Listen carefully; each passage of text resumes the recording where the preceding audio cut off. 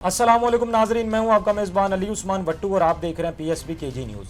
नाजरीन, कुछ मजीद खबरों और अपडेट्स के साथ आपकी खिदमत में हाजिर हुआ हूं और बात करेंगे आज PTI के हवाले से, क्योंकि PTI का कह लें कि जो वाज़ेह तकसीम अब एक नज़र आ रही है PTI के अंदर, और अलीमा खान और अली अमीन का कह लें कि एक अलग अलग ग्रुप बन चुका है और जो इनके इख्तलाफात हैं वो भी खुलकर सामने आए हैं। तो उस पर हम लोग बात करेंगे और फिर खान साहब के केसेस के हवाले से बात करेंगे, क्योंकि आज उनके कुछ केसेस की समाअत भी हुई और फिर अडयाला के बाहर भी आज बहुत ज़्यादा रौनक लगी रही। कौन कौन आया था, क्या गुफ्तगू हुई वहाँ पे, तो उस हवाले से भी आपको बताएंगे। और अब हुकूमत से ज़्यादा कह लें कि PTI के लोगों को कारकुनान से क्यों ख़तरा है, तो इस हवाले से भी हम इसी व्लॉग में बात करेंगे। और व्लॉग का आगाज़ करते हैं खान साहब के केसेस से।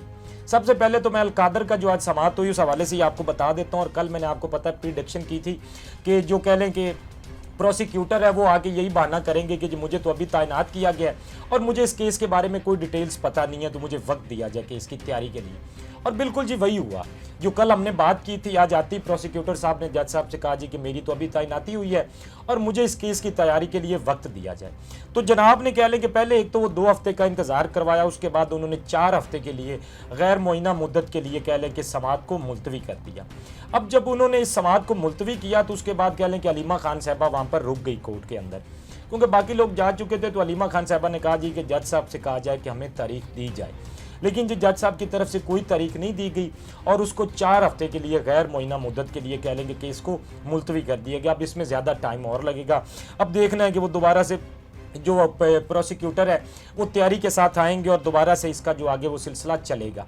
अब उसके बाद GHQ हमला केस की भी समाअत थी। पहले तो आपको पता है कि ये समाअत अडयाला जेल के अंदर होती है, लेकिन अब इसको क्या किया कि जुडिशल कम्प्लेक्स या ITC भेज दिया गया है इंसदाद दहशतगर्दी अदालत में, और वहाँ पर बिना किसी कार्रवाई के समाअत को भी मुलतवी कर दिया गया। अब अडयाला के अंदर ये इसलिए नहीं रखी गई थी क्योंकि अगर अडयाला के अंदर होती तो खान साहब से मुलाकात होती, तो इसीलिए कि मुलाकात ना हो सके तो इसको भी वहाँ से कह लें कि इसको ट्रांसफ़र किया गया, लेकिन इसकी भी समाअत आज नहीं हो पाई। और साथ ही साथ कह लें कि मखसूस नशिस्तों का जो केस है वो जस्टिस जमाल मंदूखेल साहब की वालदा की वफ़ात हुई थी, मैंने आपको बताया था, तो वो क्वेटा वापस गए हुए थे।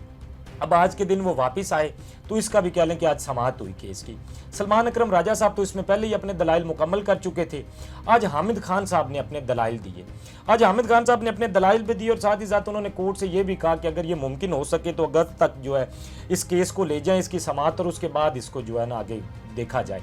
लेकिन जी वो आपको एक पता है कि कोर्ट को बहुत जल्दी लगी हुई है इसमें, ख़ास तौर पर हुकूमत को बहुत जल्दी है। ये जो मखसूस नशिस्तों का केस है तो वो चाहते हैं कि इसको जल्दी से जल्दी निपटाया जाए। खैर आज हामिद खान साहब ने अपने कहने के दलाइल दिए। अब इस केस की भी समाअत आगे देखना होगा अब इसमें क्या होता है, क्योंकि मैंने आपको बताया कि इसमें एक हुकूमत थोड़ी जल्दी में है इस केस को लेकर। बाकी केसेस में तो तखीर है, लेकिन वो चाहते हैं कि इसका फैसला जल्दी से जल्दी आए ताकि 27वीं यानी तरमीम की तरफ बढ़ा जाए। और देखते हैं, क्योंकि मैंने आपको पहले भी इस केस के हवाले से एक बात की थी कि अगर आइन और कानून के मुताबिक तो इस केस पर फैसला हो तो ये बड़े वाज़ेह है कि वो सीट्स PTI की और उनको दे दी जाए, लेकिन ऐसा नहीं होगा। बहरहाल ये सारी आज के जो कोर्ट्स के हवाले से सिचुएशन रही वो मैंने आपके सामने रखी है। थोड़ा सा आगे बढ़ते हैं और ओवरऑल जो सिचुएशन चल रही है ख़ास तौर पर KP बजट के हवाले से, जिस पर बहुत ज़्यादा बात भी की जा रही है। और आजकल आपको पता है जिस तरह PTI के अंदर उस मामले को लेकर एक अच्छे खासे ग्रुप बने हुए हैं और दोनों तरफ से बयानबाजी भी की जा रही है, मुख्तलिफ चीज़ें सामने भी आ रही हैं। अब ये सारा कुछ हो गया, जिस तरह भी हुआ पता है आपको, जल्दी में किया गया, खान साहब से मुलाकात नहीं की। बजट हालांकि लेट इसको किया जा सकता था, 27 से 30 तक भी ले जाया जा सकता था, लेकिन ऐसा नहीं हुआ। अब ये सारी चीज़ें होने के बाद इसका फ़ायदा क्या हुआ देखना ये। तो अब इसका फ़ायदा ये देखें हुआ है कि खान साहब के ख़िलाफ़ जाना आसान नहीं है। खान साहब के ख़िलाफ़ जाके PTI के लोगों ने देख लिया क्या कुछ हुआ है, कारकुनान ने उनके साथ क्या किया, और जो एक कोशिश की जा रही थी खान साहब को माइनस करने की, तो कहीं ना कहीं नाकामी का सामना है। क्योंकि खान साहब नहीं माइनस हो रहे पाकिस्तानी सियासत से। एस्टेब्लिशमेंट या हुकूमत अपनी जितनी मर्जी कोशिश कर ले खान साहब को माइनस करने की, वो नहीं कर पाएगी, क्योंकि खान साहब ने अवाम के दिलों के अंदर घर किया हुआ है। तो आज अवाम ने इसीलिए PTI लीडरशिप को घेरे में भी लिया, उनसे सवाल जवाब भी किए, उनसे पूछा भी कि आपने खान साहब की मर्जी के बगैर ये सब कुछ क्यों किया। फिर एक ज़रूरी बात, अंसार अब्बासी साहब का मैं एक कॉलम पढ़ रहा था और वो कॉलम में पता है क्या लिखते हैं, वो ये लिखते हैं जी कि खान साहब को भी एक शहबाज शरीफ से जैसा बंदा चाहिए जो एस्टेब्लिशमेंट के साथ उनकी डील करवा सके, मतलब शहबाज शरीफ जैसा एक डील मेकर उनको चाहिए।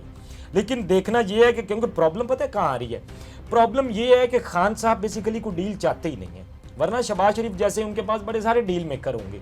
ज़रूरी ये है कि वो मियाँ साहब नहीं है, वो इमरान खान है। अगर वो मियाँ मोहम्मद नवाज शरीफ साहब होते तो शायद वो किसी डील की तरफ जाते या उनको किसी डील मेकर की ज़रूरत होती, लेकिन वो इमरान खान है, वो कोई डील नहीं करना चाहता। तो निसार अब्बासी साहब के इस तरह के तज्ज़िये मुझे नहीं समझ आती कि पता नहीं उनको ऐसा क्यों लगा कि शहबाज शरीफ साहब जैसा बंदा हो तो वो कोई डील करवा सकता है। ज़रूरी ये है कि खान साहब डील करना ही नहीं चाह रहे जी। खैर, ये आज की कुछ अपडेट्स थी जो मैंने आपके सामने रखी हैं। अपने फीडबैक से हमें ज़रूर आगाह कीजिएगा। अब तक के लिए इतना ही। अपने मेज़बान को दीजिए इजाज़त। अल्लाह निगहबान। इस तरह की और वीडियोस देखने के लिए सब्सक्राइब कीजिए हमारा चैनल और देखते रहिए PSP KG न्यूज़।